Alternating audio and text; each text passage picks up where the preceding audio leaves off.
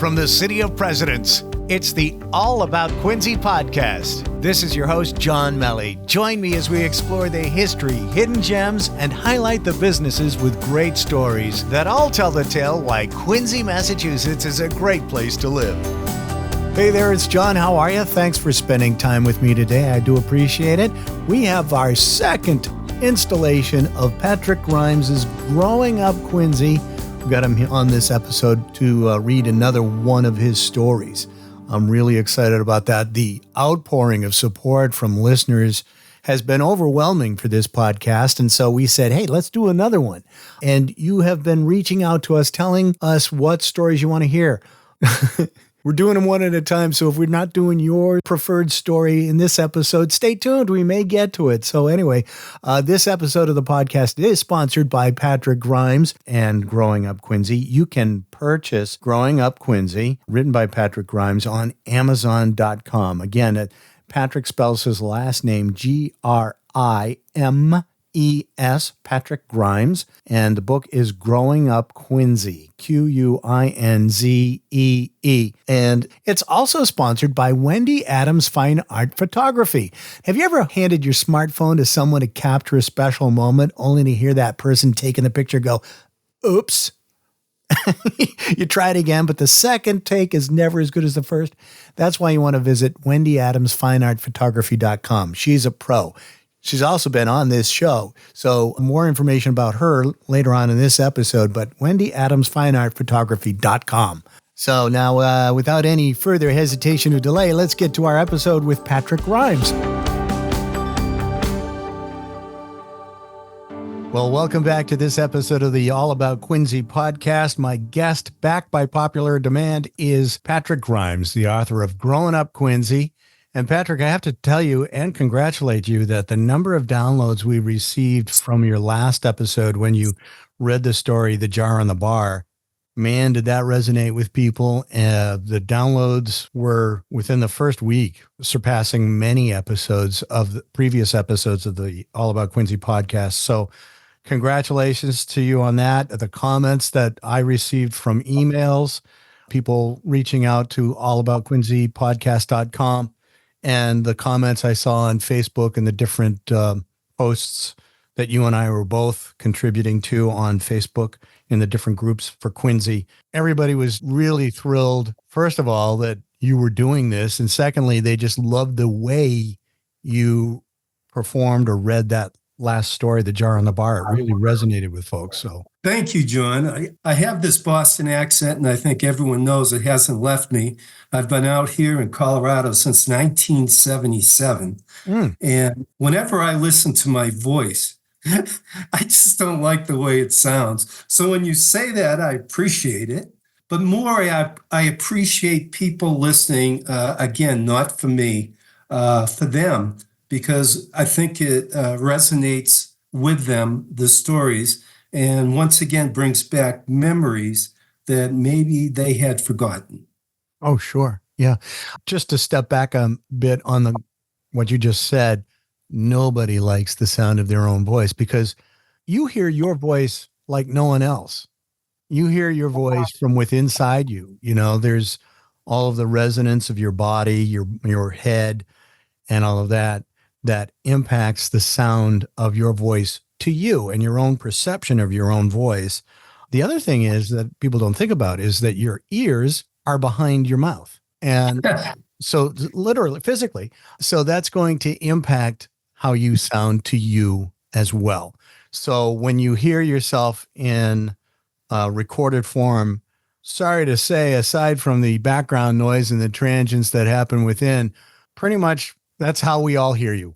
I don't know if I'm happy about that or. Yeah, you should be. Well, let's put it this way. It's nothing to be self-conscious about. And it's one of the things that I talk about with people when I'm coaching people on voiceover or working with people who come into the recording studio. 9 times out of 10, they'll say, I hate how I sound. And it's like, when you hear yourself played back, you're just hearing yourself from a different perspective, really. You're hearing you without the benefit of hearing your voice as it's traveling through your body and your head. It really is as simple as that. So, but look at it this way. No one hears you like you do, which is a good thing. Right. Yeah, it's unique to you. Your sound is unique to you. So The Jar in the Bar was a great story, and people were asking for more. You and I have been texting and emailing, and we've come up with another story from your anthology, Growing Up QuinZEE, which I should say that this episode of the podcast is sponsored by Patrick Grimes and Growing Up QuinZEE. The book, Growing Up QuinZEE, can be found on Amazon.com. And if you just remember to spell QuinZEE, QuinZee, it'll pop right up. And it's a great read. Everybody who gets a copy just loves your stories. But setting that aside, you and I have decided that we're going to do another story today. Yeah, John, I think the story we're going to do today, a lot of people, I think, will like, because a lot of people remember this person. He was a local legend in the 60s and 70s, and how he became so and his odd habit is what sets him apart. But what I hope I can capture in this story is what made him unforgettable.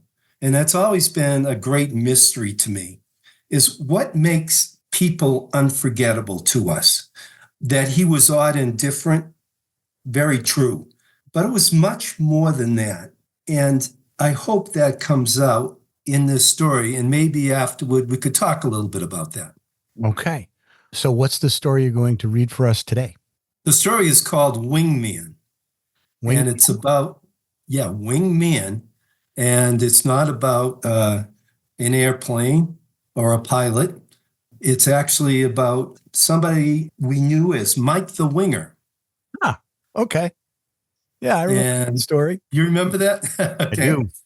All right. All right. So here's Patrick Grimes reading his story, Wingman, from his book, Growing Up QuinZEE. I didn't know him well. I'm not sure many people did. I knew his first name, like so many others, but not sure many knew his last. Nobody seemed to know where he lived, and it just didn't seem important. Maybe that was part of what made him special.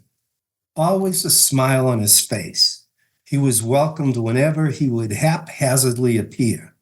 A park or street corner, it didn't seem to matter. Immediately word would spread that Mike was here, and a crowd soon gathered round him. The chants, and perhaps a few good-natured taunts, would begin, and his smile grew wider.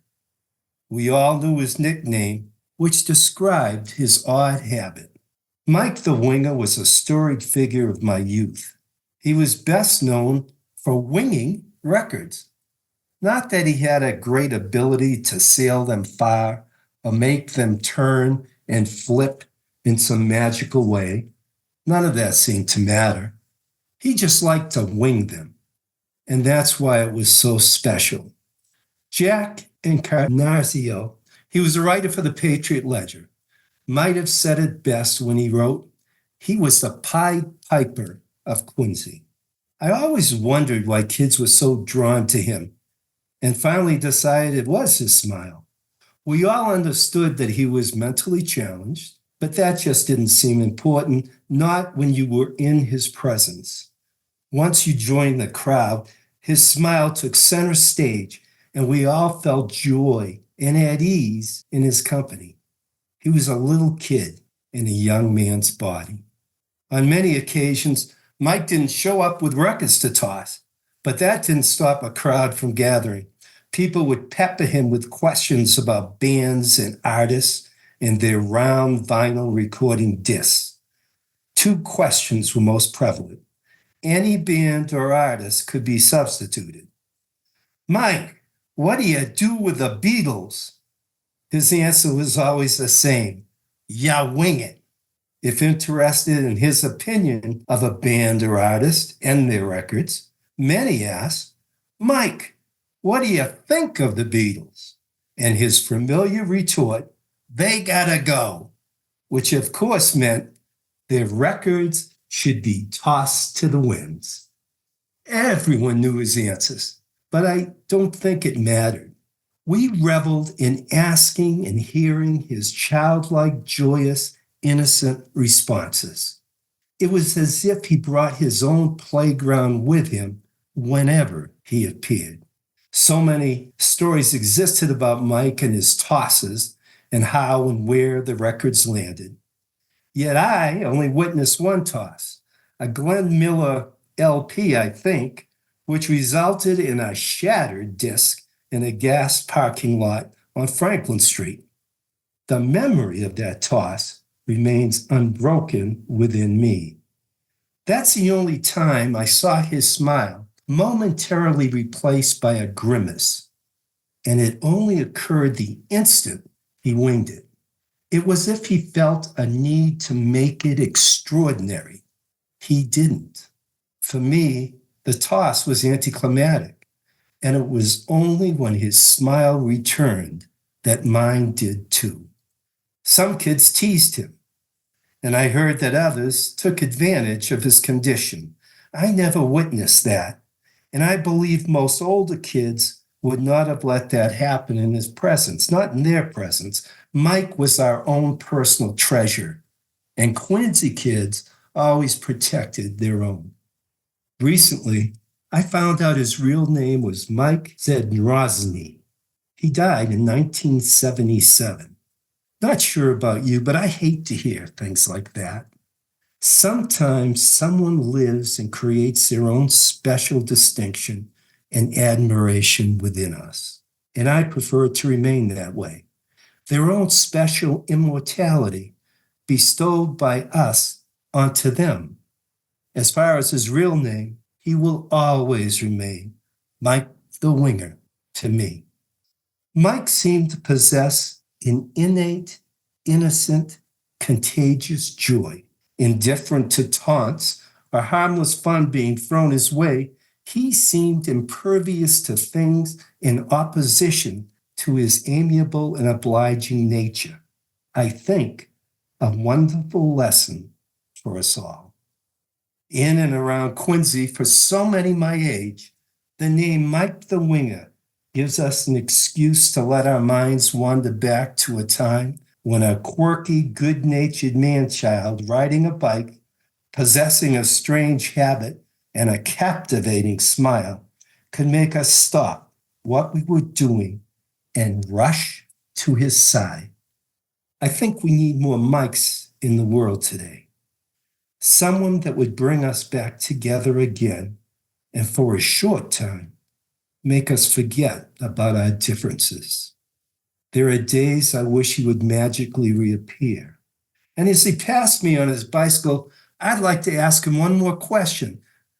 Hey, Mike, what do you do with a remarkable man and a life that brought laughter and fun to so many? I think he might stop, look over his shoulder, a bit confused, and then that big smile would steal his face and he'd yell back, "They gotta go." Yes, sadly they do. Or maybe his answer would be, "Yeah, wing it." And that he did, uniquely and beautifully. Wow. It's a great story. I heard you perform that story at the library when you gave your talk there when you were in town. And it doesn't get old, I'll tell you. It's an interesting thing about these people that have these things that they do that are just so, I think, taking a record, which would be something of value that somebody bought or something like that, and they, derived some pleasure from it in terms of listening to what was on the record. And then just to have somebody wing it. It's almost kind of like a shock of like, oh my gosh, what are you doing? How can you do that? It actually, you talk about how these stories remind you of things that happened when you were a kid. And it reminds me of a story with my childhood buddy, Tommy, we called him back then. They had LPs and we were down in their basement and it was an unfinished cellar. And he started tossing them like Frisbees into the cement wall. And Oh, yeah, I mean, I was just like watching it happen. And then this magnificent shattering of them. And I'm thinking what I just said to you is like, oh my gosh, what are you doing? So your story conjures a direct memory for me. Interesting character. yeah. And I think that brings back the question, why is it that he's embedded in so many people's memory? When I go back to Quincy, if I talk to people near my age, I can say, do you remember Mike the Winger? And immediately a smile encompasses their face. And they start talking about, oh, yeah, Mike the Winger. And then they start talking about all these memories they had of where they were when he appeared at various times and all of that. And I think it's in the younger days, I think our world seemed magical, right? Mm-hmm. It seemed like it had some pixie dust kind of sprinkled on some of those memories. And, things we see today, they're more colored by our experience and they tend to lose their luster. But if we close our eyes and block out the noise of our sometimes and many times chaotic world, I think we can drift back, dust off those cherished memories, and believe them, re-feel them, if you would, and awaken the child that's inside of all of us. Mm-hmm. That because we all have that child, whether it's a little girl, a little boy, it's someone that looked at the world simply, curiously, with amazement. I think much like Mike did. And I think when we go back to those times, we're reminded of what we were and what he represented. At least for me, that's what makes his story and his existence back in that time a wonderful memory. How can you dislike a person that greets everyone with a smile, right? Oh, if only today people would greet us with a smile. I think it's what's missing among many things, but just a smile. One of the things when I came out here to Colorado, and I'm not disparaging the QuinZEE area at all, part of the Boston, it's a faster life, right? Yeah. People get things done. I think everyone has wonderful friends. I do. I still have wonderful friends. But I remember walking the streets for the first time in Colorado, and somebody walked past me and said, hi. And I was like, huh? I didn't know what to say. And then it kept happening. And I think it's what can happen again, no matter where we live. Let's just say hi. Let's just say hello to people. How you doing? And really, how are you doing? Forget all this turmoil. How are you doing? I hope you're doing great. I hope your health is okay. I hope your family's doing well. I hope financially things are okay. I hope mentally things are okay, because I care. And the more we care, I think, the more important it is when we reattach to this world. And now a word from our sponsors. This episode of the All About QuinZEE podcast is, of course, sponsored by Growing Up QuinZEE, QuinZEE, by Patrick Grimes. Growing Up QuinZEE, a treasure trove of memories. It's available on Amazon.com, and Patrick says that his readers have told him his stories have reawakened long-forgotten recollections of people and events in their lives and the feelings associated with them, and that brings him tremendous joy. He says, when we leave our world, we become the stories we leave behind. May his stories rejuvenate yours. And they certainly have. So you can just tell that by the feedback we're receiving here at allaboutquinzeepodcast.com. If you want to pick up a copy, go to Amazon.com and search for, you can either search by Patrick's last name, Grimes, Grimes, or Growing Up QuinZEE. And remember, QuinZEE is spelled QuinZEE. Of course. And as I mentioned at the top of the show, this episode is also sponsored by Wendy Adams Fine Art Photography. Now, there's nothing worse than handing your smartphone to someone to capture a special moment, only to hear the person taking the picture say, Oops. You know, the second try is never as good as the first, right? So capture those special moments, events, people, and places in your life with professionally produced custom portraits or landscapes with Wendy Adams Fine Art Photography. Wendy has been a guest on this podcast, and you should check that episode out. But you really need a pro. Don't trust those moments to someone with a smartphone and either print it out at home or run to the drugstore to print it out and slap it in a frame. Nay. When you're capturing those moments in time, you want a professional photographer. Wendy Adams creates art that's tailored to fit perfectly into your home, ensuring it stands out and complements your style. So if you have a special event coming up, visit wendyadamsfineartphotography.com to explore all the images she loves to create. The gallery's on her website at wendyadamsfineartphotography.com. They're beautiful. I mean, you can even buy some of them for art in your own home, so you definitely want to check that out. Explore all the images she loves to create, capture those moments with loved ones and places with special memories in a piece that's going to stand the test of time. Visit wendyadamsfineartphotography.com. And now back to the show.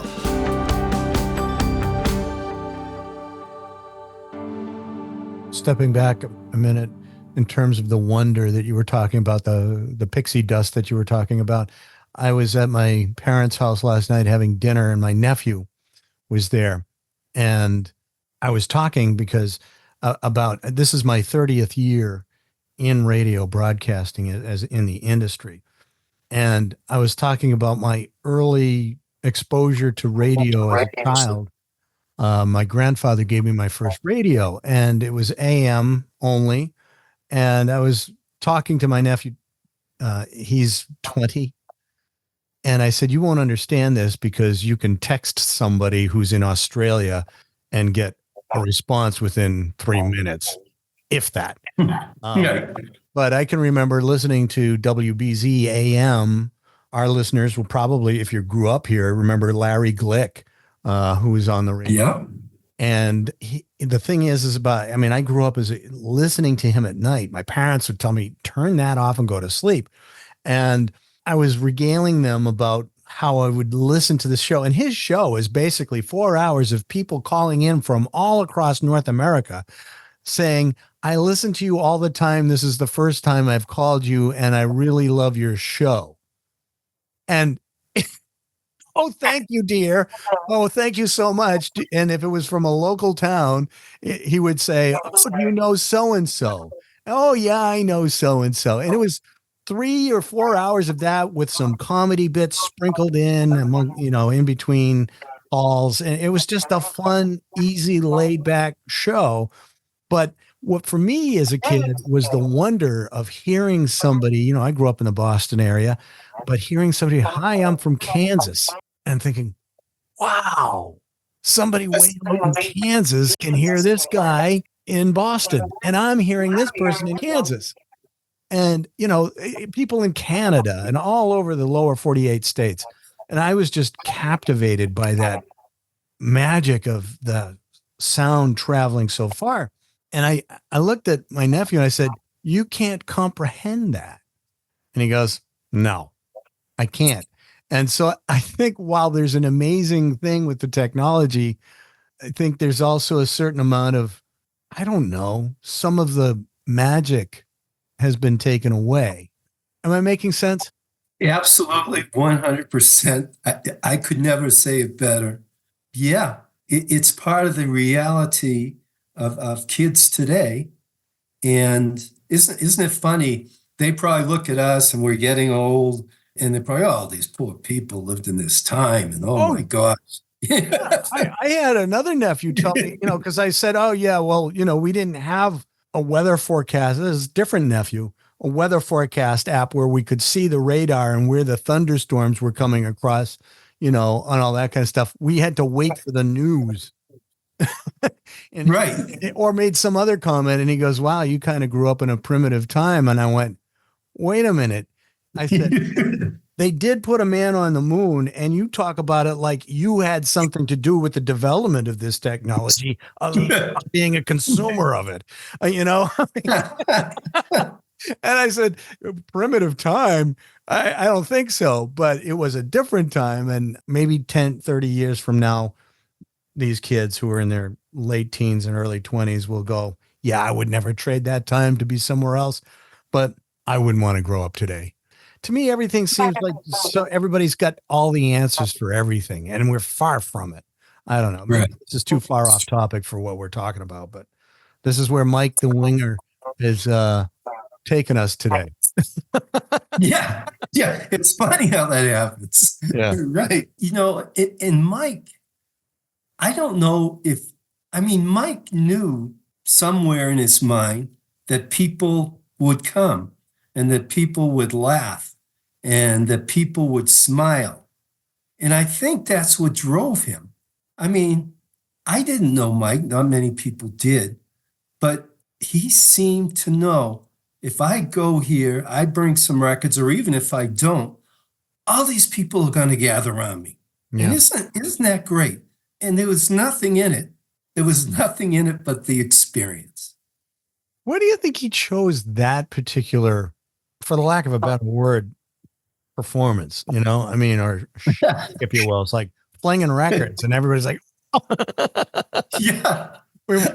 From what I heard from people, is there were record shops that would actually, if they couldn't sell records or whatever, they would just, if Mike showed up, they'd give him records. And so he could toss them. oh my God. I mean, I find that amazing. Yeah. Can you imagine? Well, you don't have to. You experienced it. I have to imagine it because I didn't know him. Yeah. And I think it was breaking all the norms we knew in those days, as you were talking about. Yeah. Why would you throw the Beatles? Gotta go. Maybe it didn't break. Yeah. Right. But there was something, and we're all growing up, right? And so we're all experiencing some rebelliousness as we're growing, right? Right. And so maybe that was part of it. But I think more of it was just him, was just the joy and the laughter and the fun that we had in his presence. So is that the answer to the question of why you think he stands out in your mind? I think so. When, I started writing the stories and I started thinking of, well, what are the memories that I have that I think people would like to know? One of the first was, Mike the Winger. And what's funny is so many people have that memory, and so many people come back and they say, oh, thank you. I remember Mike. And, like I said, I remember where I was and the time I was and exactly what happened. But I think we're bringing back the joy and the more simple things and looking at the world more with amazement, right? You know what's funny, John, is that when we grow older, we can pick a flower or we can look at the sky. And if we look long enough, we look at it with the same childlike eyes we did when we were younger. Isn't it funny that when we're really old and we're really young, we're so alike? It's like we come back to what the beauty and the magic of the world that surrounds us. Yeah, it's interesting. I think perhaps maybe it's because there are fewer things distracting folks in those age groups. I don't consider myself really old. You're not? No, I'm not. But I do, as my dad would talk about, say, you got to stop and smell the roses. I do try and do that. But yeah, I think there's so much that we get caught up in. And at some point we kind of realize, okay, how important really is all of this stuff? I found myself lately just trying to reduce the distractions. There's so much stuff that just sort of creeps in from the sides of what, hey, you've got to do this, or you've got to get on this, or you've got to try this app out, or you've got to try this thing or buy that thing or get rid of this, or all these things where all these inputs of people telling you, hey, this is really cool. And I'm at a place where I'm going, how cool is it really? I was there.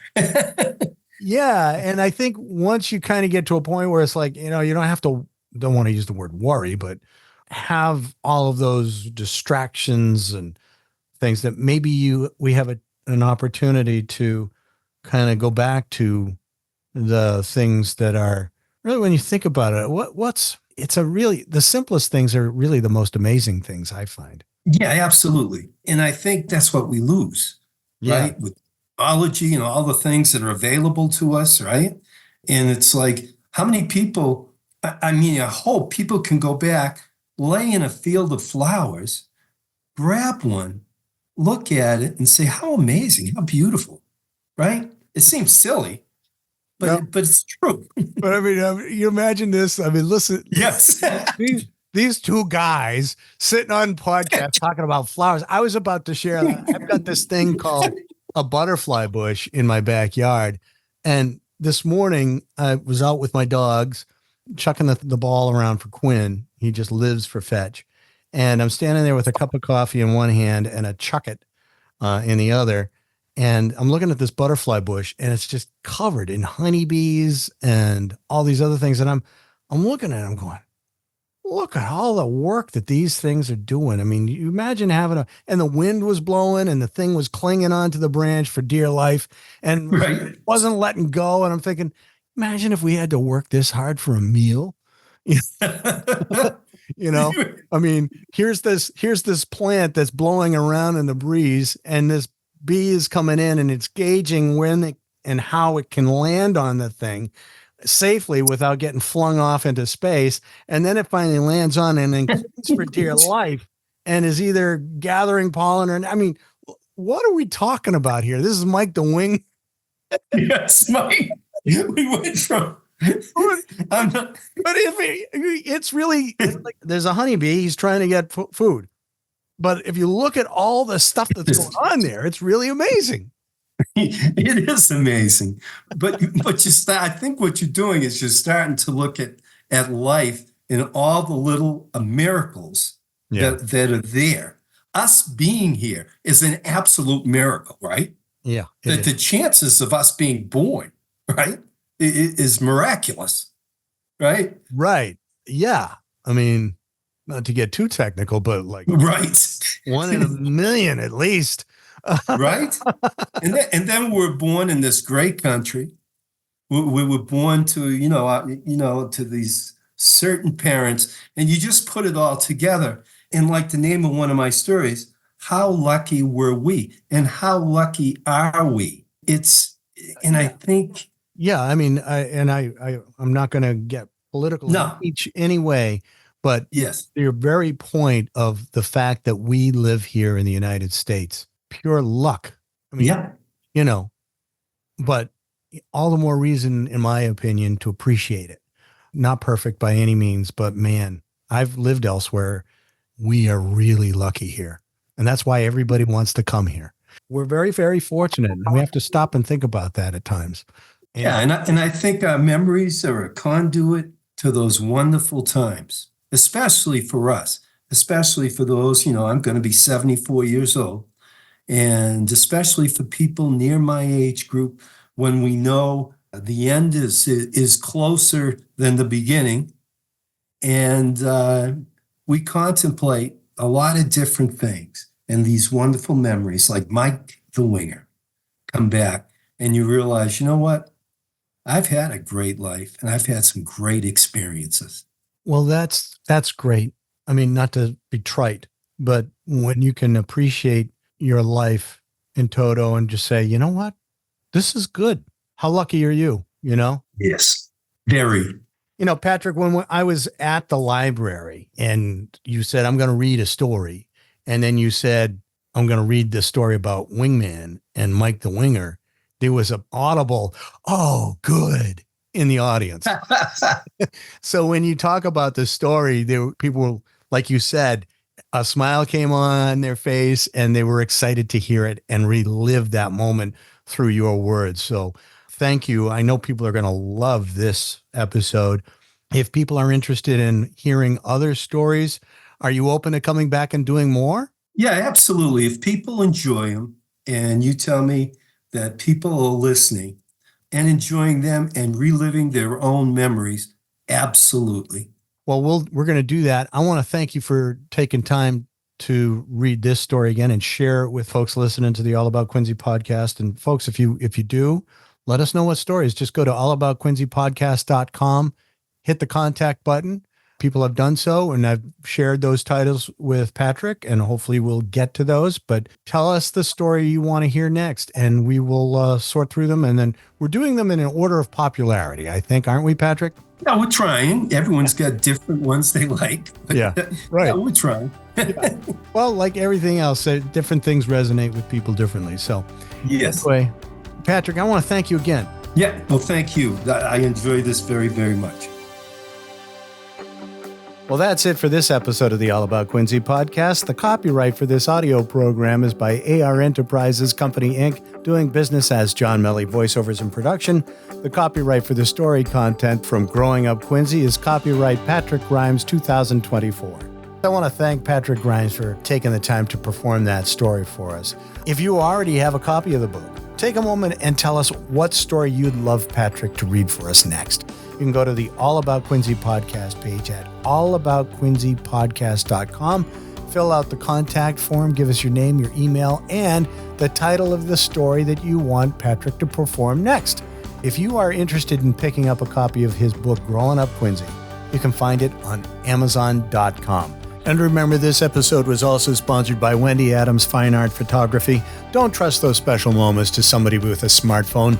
Use a professional photographer. Go to wendyadamsfineartphotography.com. She's a QuinZEE native, owned and operated woman's business here in Quincy, Massachusetts. She's going to take good care of you. And when you reach out to her, tell her that you heard about it on the All About QuinZEE podcast. Until next time, take care and thanks for listening.